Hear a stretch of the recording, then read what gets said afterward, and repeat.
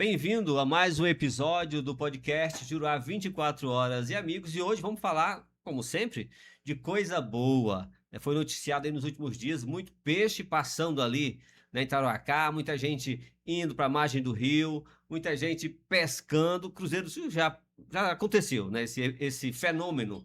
Muitos peixes passando aqui por Cruzeiro do Sul, Rodrigues Alves, Porto Walter, fartura no mercado. Então hoje nós vamos falar de peixe, do pescador, né? Aquela pessoa que está lá na beira do rio, na pesqueira, trazendo peixe para o mercado, para a cidade, para que a gente possa saborear esse pescado. O nosso convidado de hoje é, então, um representante da categoria, foi, então, presidente da Colônia de Pescadores por vários anos, é filho de pescador, foi vereador, né? E hoje é, então, presidente da Federação de Pescadores do Acre, é presidente da Associação de Pescadores de Cruzeiro do Sul, um defensor dos direitos dos pescadores. É, então, Helenildo Nascimento, e mais uma vez comigo, Tiago, aqui na bancada, né? Tiago Costa, que vai, então, né, estar mediando essa conversa. Uma conversa, não é uma entrevista, é uma conversa, né, que entre o formal e o informal, para conhecer mais a respeito do Helenildo. Para quem não conhece ainda, acho que todo mundo já conhece, mas vamos conhecer um pouco mais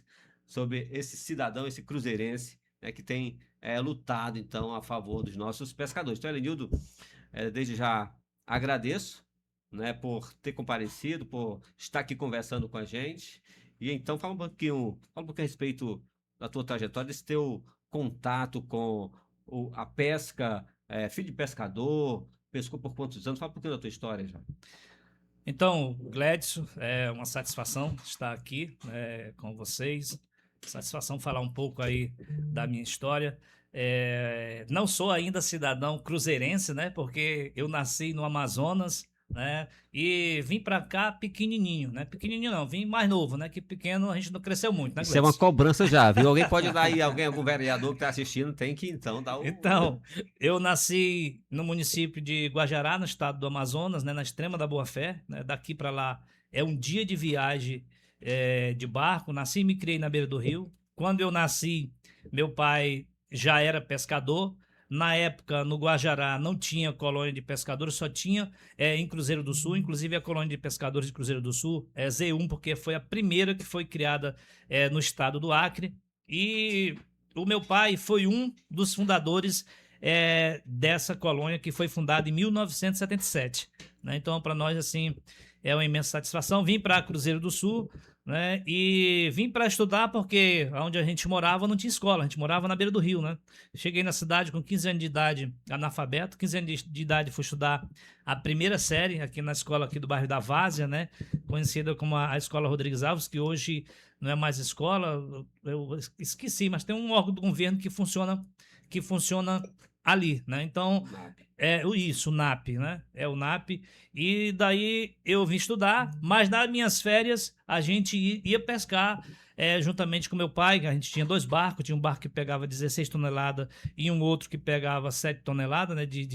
E assim, a nossa vida inteira foi envolvida nessa questão da pesca. Ele falou aqui que não era cruzeirense, mas nasceu Boa Fé. Boa Fé é bem aí, né? Boa Fé aqui Cruzeiro, pertinho. é Amazonas, mas é quase Cruzeiro do Sul. Então ele tem Isso um pé mesmo. no Amazonas e os dois pés aqui no Acre. Então veio do Boa Fé há quantos anos mesmo? 15 anos de idade. 15 anos. Então fala um pouquinho da tua vivência ali, esses 15 anos que passou na Boa Fé. Era extrema, era dentro da Boa Fé, como é que era? Então, a extrema da Boa Fé é acima da foz do rio Boa Fé, 7 praias.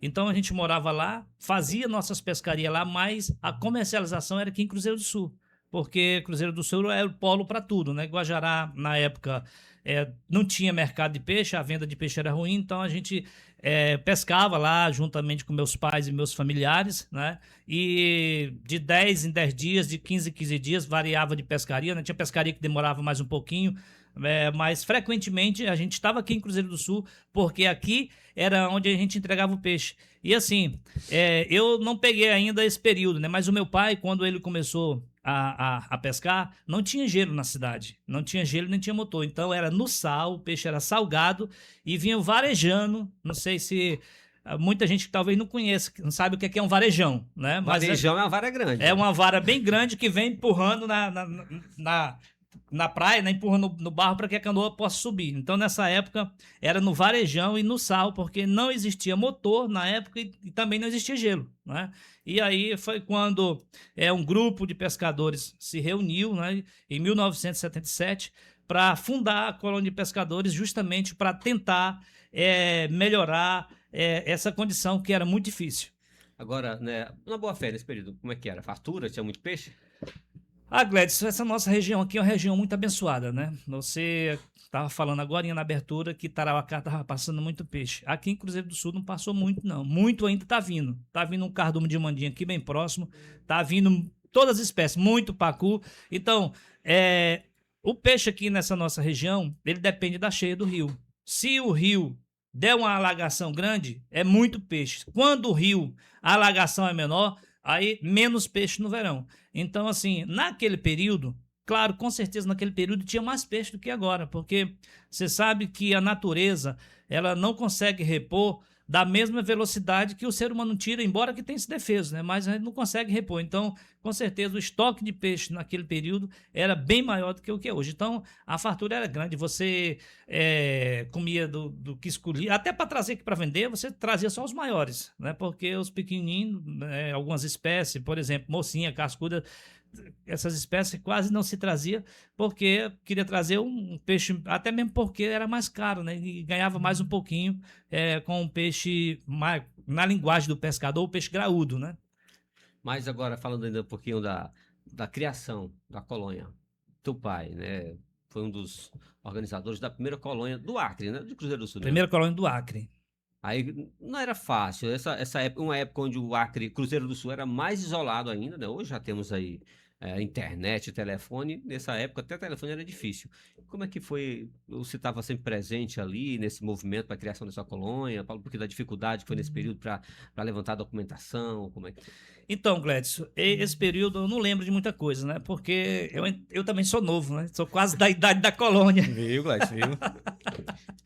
Então, eu sou quase da idade da colônia, né? Mas assim, meu pai relata muito das dificuldades que foi para criar, porque o povo não acreditava. Você imagina para criar qualquer coisa hoje já tem dificuldade. Você imagina naquela época que não tinha nenhum ainda no estado, Cruzeiro do Sul foi a primeira. Então, foi assim, uma peleja muito grande. Na época, a Sudévia, que era um órgão que cuidava da pesca, Sudep, que cuidava da pesca na época, foi o órgão que ajudou muito através do governo, né?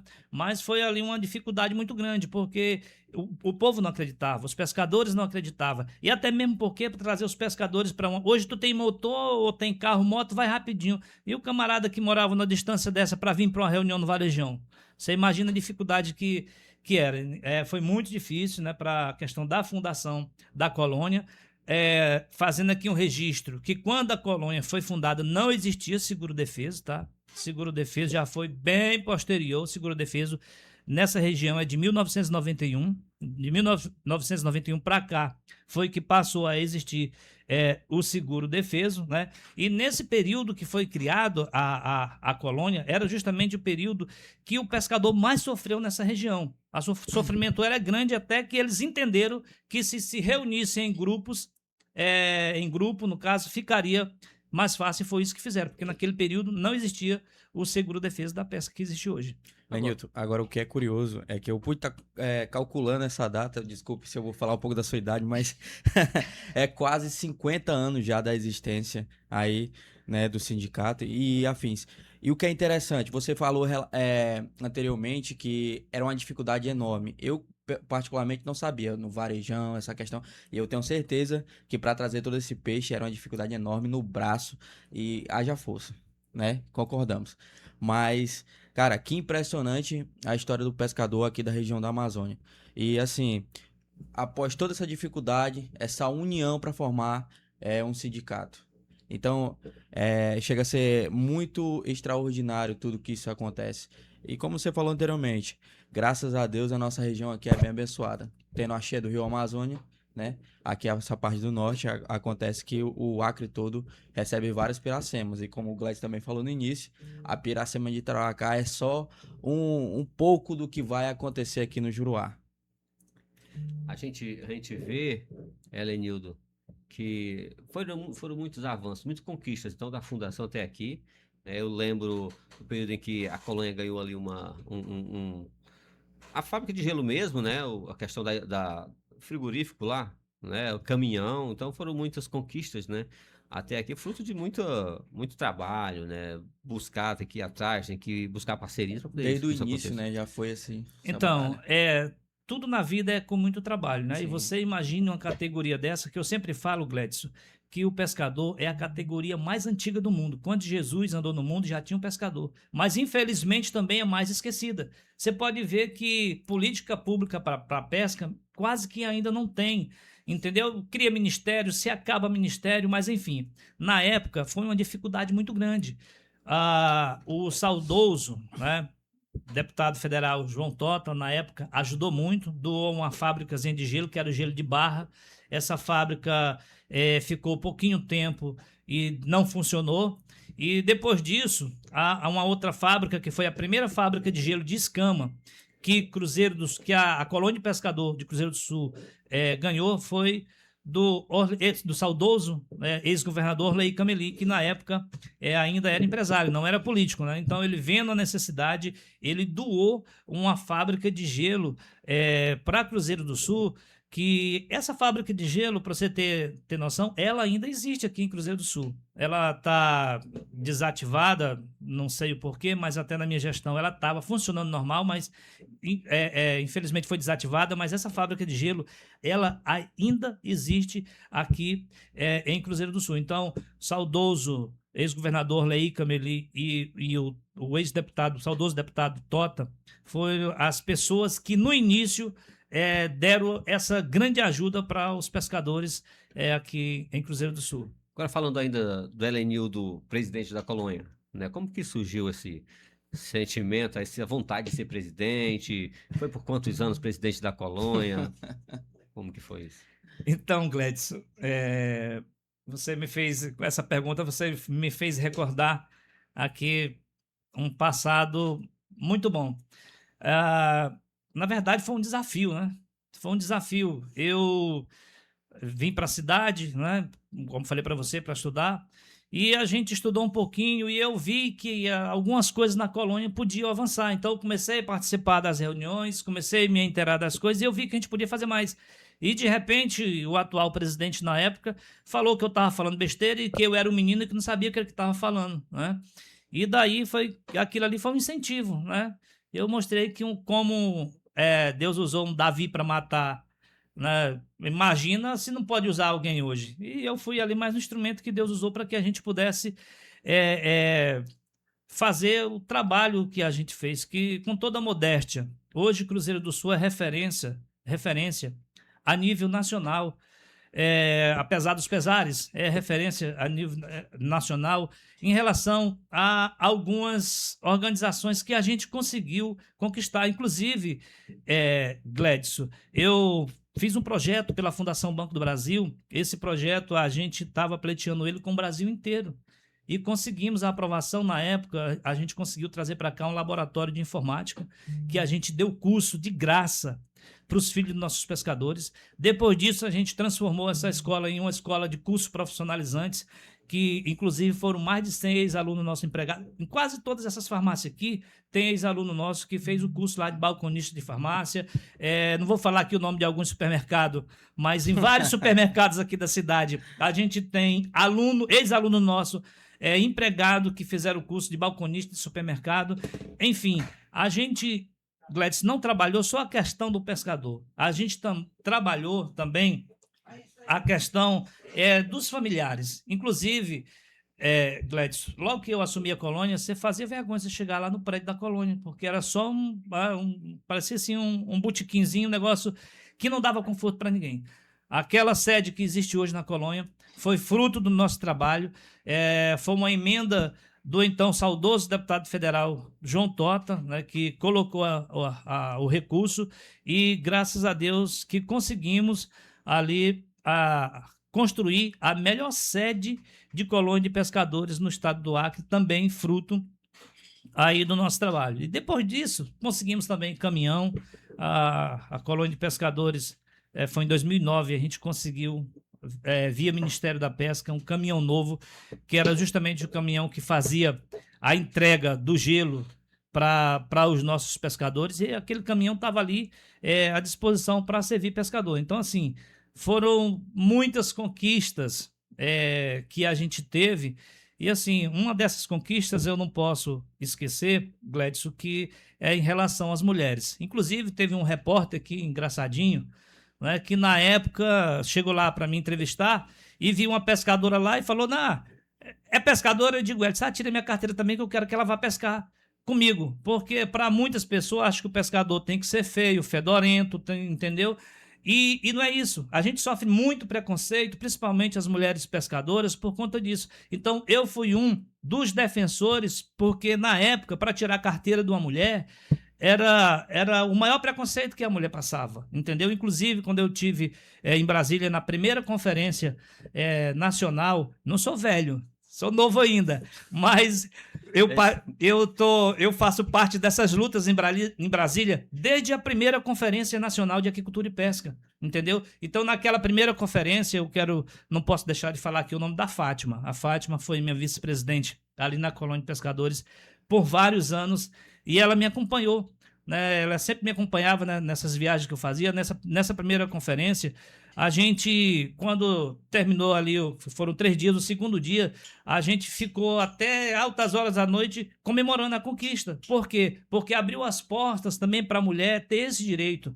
Porque para alguns preconceituosos, entendeu? O direito do pé é só aquele que está lá dentro do rio. Eles não se lembram que quando o pescador chega, quem remenda a manga, entendeu? Quem faz a tarrafa, quem entralha a manga, quem entralha a tarrafa é a esposa do pescador, e também elas estão lá no rio também pescando. Mas tem dia, entendeu, que o pescador não consegue ir pescar e quem vai é a mulher, vai com a canoa, vai com o espinhel, vai com a tarrafa, vai com manga e pesca também. Eu tenho o exemplo aqui de uma senhora, Dona Maria, é mais conhecida por Maria Garita. Ela mora aqui na Olivença. A Dona Maria, eu acredito que ela já tenha mais de 70 anos, porque faz tempo que eu fui quem tive a felicidade de fazer a aposentadoria dela, mas a Dona Maria ainda hoje pesca, e pesca sozinha na canoa, e quando o dia amanhece, ela enfia o peixinho dela na cambada e ela mesma vai vender. E eu tenho certeza que pega muito mais peixe que marmanjo por aí que tá comentando, né? Muitos marmanjos que ficam por aí com preconceito, entendeu?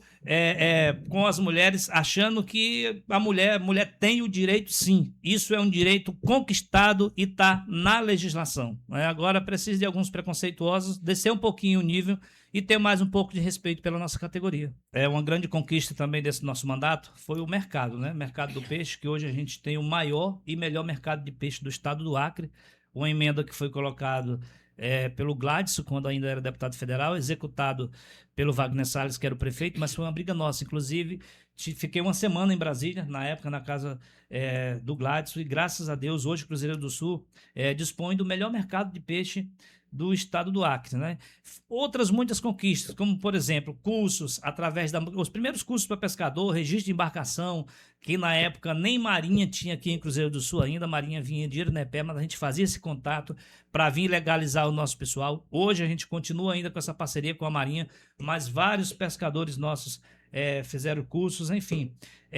Foi uma infinidade de benefícios que a gente conseguiu para os nossos pescadores. Tem benefício chegando hoje ainda, né? Isso, ou seja, nos últimos meses aí, por exemplo, eu já tive informação, eu ouvi já comentários e também matérias de que tem um programa que vai dar a possibilidade dos pescadores, né, recorrer a recursos para a construção de casas, né, que é ribeirinhos aí. Também tem a questão de saúde, ou seja, que será levada às comunidades. A luta nunca acaba, sempre tem algo para melhorar.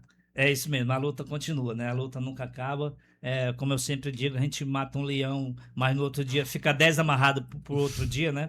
E assim, para mim, uma imensa satisfação. Pela primeira vez na história, vai ser construído casa para pescador aqui em Cruzeiro do Sul. E pela primeira vez na história, não é em Cruzeiro do Sul, não, é no Brasil. Nunca foi construído casa para pescador nesse país, e graças a Deus, hoje, pela primeira vez na história, a gente Cruzeiro do Sul foi contemplado com a construção de 20 casas, R$108 mil cada casa, ou seja, um investimento de mais de 2 milhões, o dinheiro já está na conta, e aqui eu quero agradecer ao prefeito, né? O prefeito Zequinha Lima já fez a doação também dos terrenos para que essa casa para que essas casas sejam construídas e, se Deus quiser, em breve a gente vai ter aí essas casas construídas para os nossos pescadores, e aí a gente tem que correr atrás de mais, né? Porque a gente sabe que numa infinidade dessa de pescador que tem 20 casas é pouco, mas graças a Deus que começou a acontecer aí algo inédito, que é essa construção dessas casas. Temos também a saúde, né? Programa que vai levar saúde para os pescadores. Então, essa questão da saúde a gente discutiu muito, né? Inclusive, quero aqui fazer um agradecimento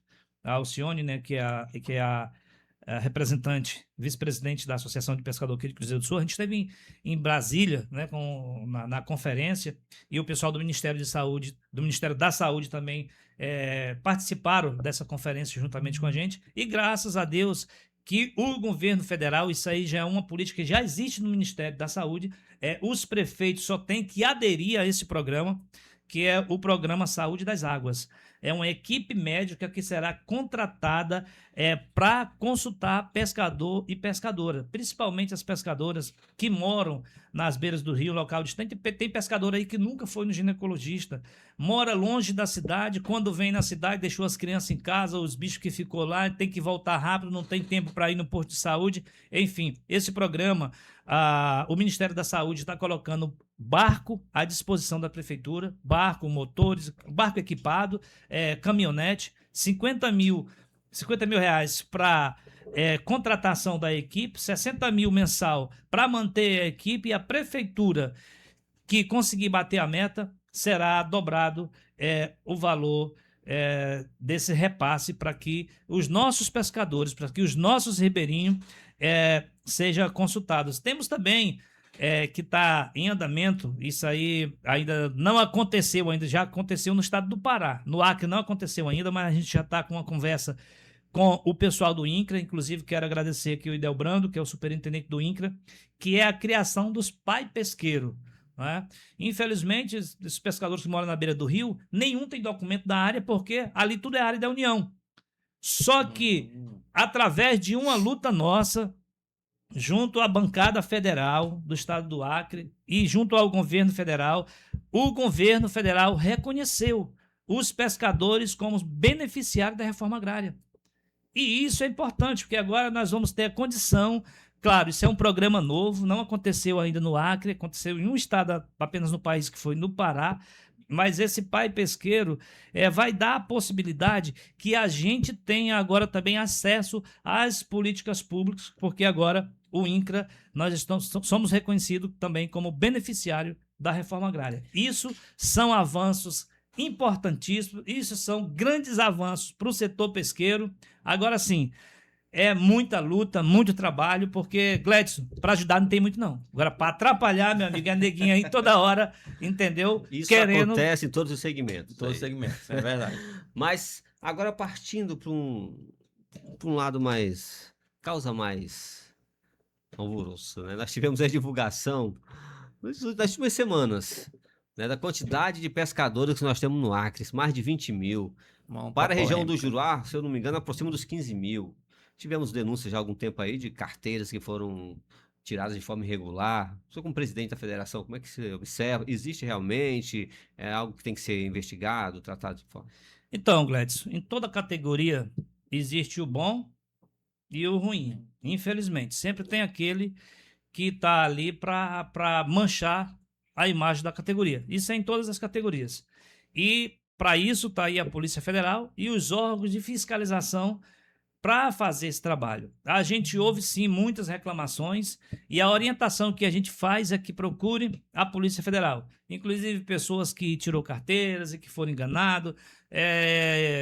Eu não vou entrar no mérito, mas teve pescador aí que falou que pagou até R$600 por uma carteira que nunca chegou, entendeu? Isso é triste a gente ouvir esses relatos, porque se você realmente for olhar a vida desses pescadores, são pessoas que estão vendendo um almoço para comprar janta. São pessoas que moram nas beiras do rio com uma dificuldade enorme, e quando procuram benefício, ainda acontece desse tipo de coisa. E outros bacanas que conseguiram entrar, não sei de que forma, mas enfim, para isso está aí a Polícia Federal, e quem se sentir ofendido denuncie, porque nós somos órgão representativo da categoria.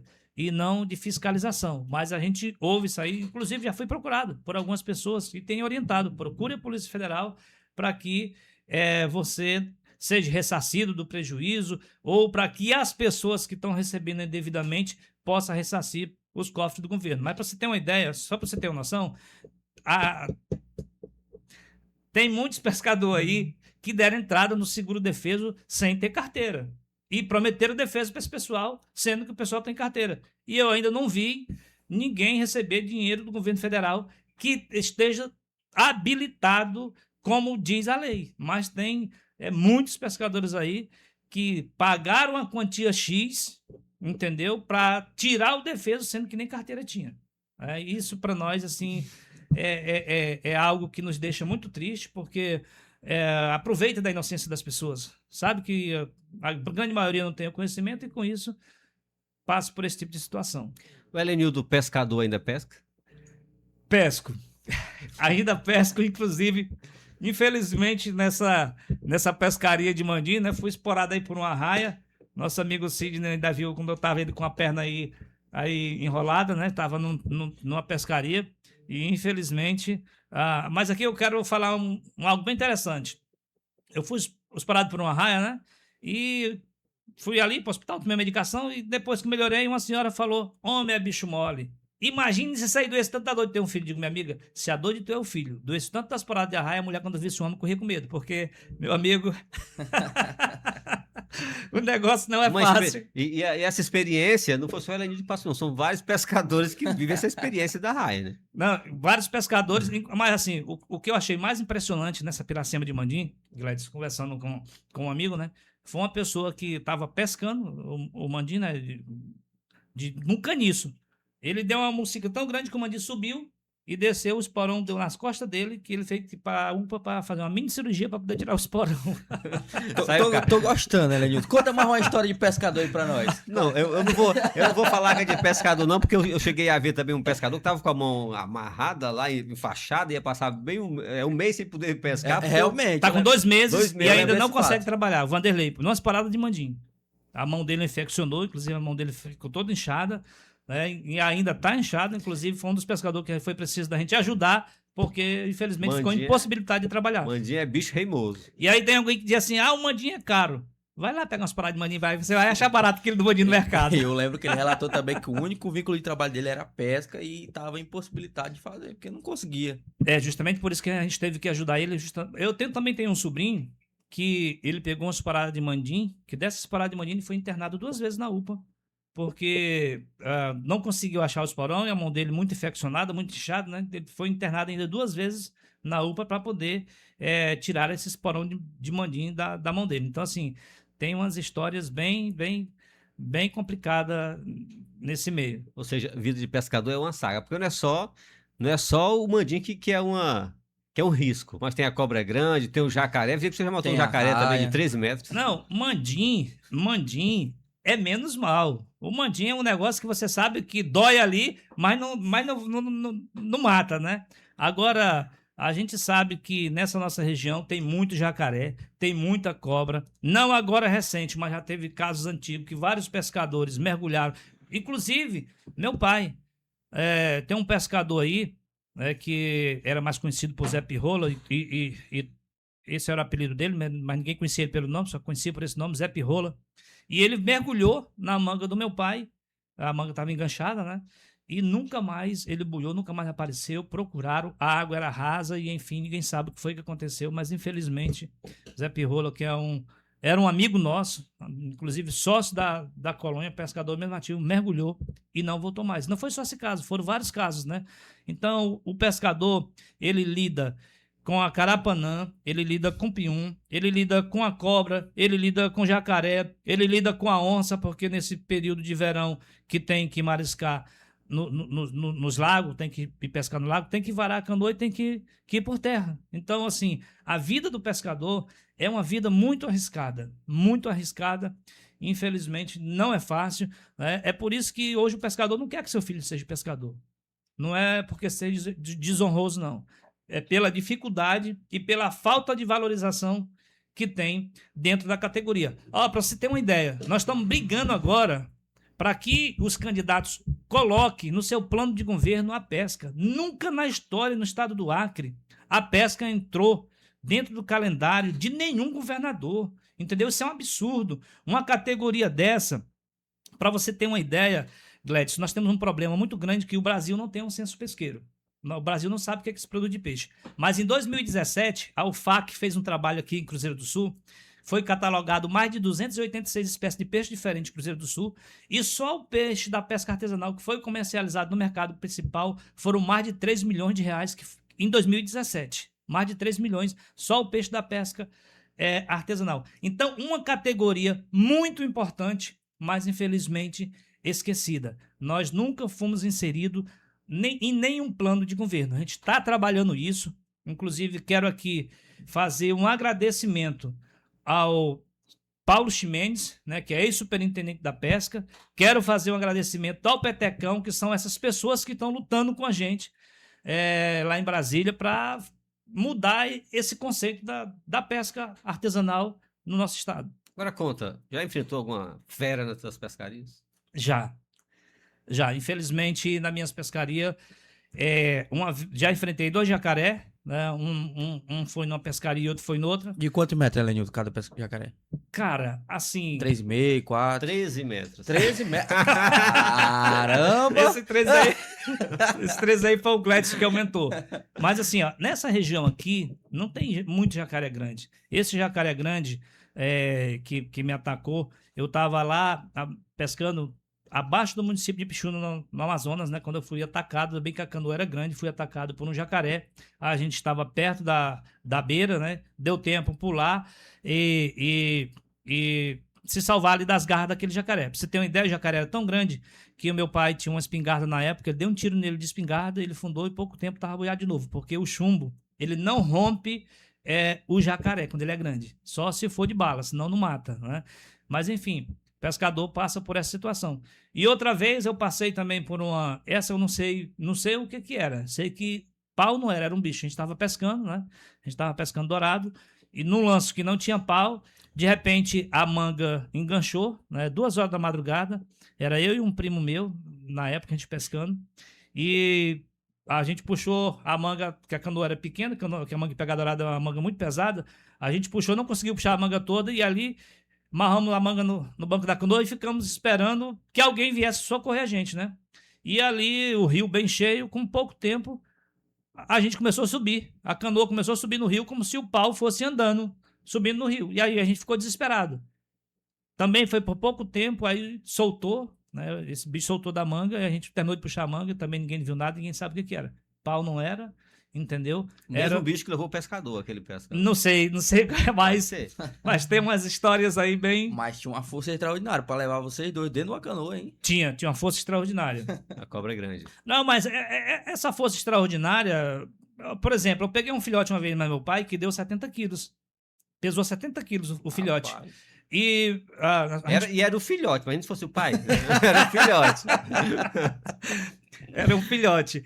E ele pesou só 70 quilos, que a gente sabe que tem filhote bem maior aqui nessa região, né? Meu pai amarrou ali o espinhel na canoa e ele saiu, aguentou no meio do rio, não subiu, mas também a canoa não desceu, aguentou no meio do rio ali, né, numa corredeira, ou seja, são peixes que têm muita força, mas nesse caso não era um peixe, né? Porque para aguentar uma manga de pegar dourado no rio e ainda subir naquela situação, não era um peixe. A gente não viu o que era, entendeu? Mas eu sei que era um bicho e não era pequeno, porque tinha que ter muita força para fazer o que fez. Então é isso, né? Mais uma vez a gente agradece que o Elenildo Nascimento, presidente da federação, aí por estar conversando com a gente aqui. Elenildo, deixa aí o espaço para você, então, deixar sua última mensagem para quem nos acompanha.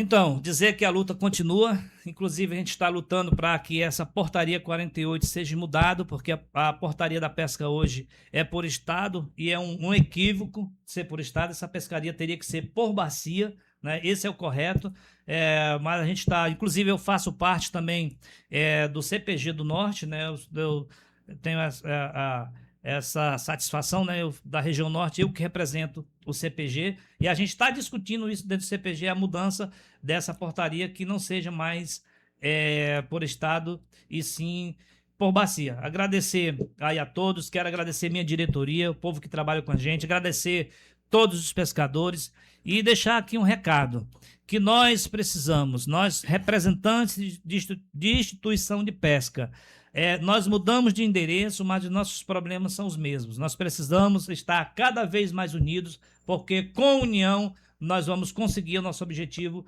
que é melhorar a qualidade de vida desse povo. Surgiu agora mais um assunto. Vamos então, só mais um pedacinho aqui, só mais um tempinho. É porque as previsões, né, dizem que este ano nós, da região norte, podemos ter uma seca severa. O El Niño aí vai mudar, está mudando já, né, a temperatura aquecendo aí o oceano, o Pacífico, se não me engano. Isso vai refletir diretamente aqui na região norte, podendo deixar os nossos rios com pouca água. A gente sabe que quem mais sofre são os ribeirinhos, são os pescadores. A colônia já se mobiliza para que, se essa situação, essa previsão se confirme, tem uma forma de ajudar os pescadores? Então, Gladys, os cientistas até falaram que do dia 15 de setembro para frente é que vai ser o pior, né, aqui para essa nossa região. Então, a gente está se mobilizando, sim, através da Confederação Nacional, que é o nosso presidente Edivando, que é um cara que vem fazendo um excelente trabalho também na pesca nesse país. Inclusive, o presidente Lula já deu uma entrevista em rede nacional, que inclusive, conversando com você também assistiu, falando da prorrogação de mais 2 meses do seguro defeso, justamente por conta desse fator, né, que infelizmente tem acontecido não só no nosso estado, mas em vários locais do Brasil. Eu só quero deixar aqui algo registrado que é muito importante, que não está ainda aprovado, mas a gente também está lutando por bolsa de estudos para os filhos dos nossos pescadores, que a gente tem uma cota. Todo mundo tem cota, por que só o pescador que não tem? Então a gente chega de preconceito com a pesca. Vamos correr atrás dos nossos direitos, que a gente não é inferior a ninguém, e nem melhor. O que a gente nota aí é que você, né, no caso, está buscando melhorias em todos os âmbitos, desde saúde, moradia, educação. Isso é um fato brilhante, não é, Gladys? É isso, né? Então nós conversamos com o Elendildo Nascimento, presidente da Federação de Pescadores do Acre, né? Uma conversa boa, leve, e é isso que o nosso podcast aqui, podcast Rural 24 Horas, quer, é contar histórias assim, que incentive, falando histórias de superação, trazendo histórias que realmente façam diferença de quem nos acompanha. Então você que nos acompanha, quer ver a sua história aqui, é só entrar em contato com a gente, que a gente vai receber, vai fazer com que essa história chegue a outras pessoas. Então a gente encerra por aqui e volta em um outro episódio.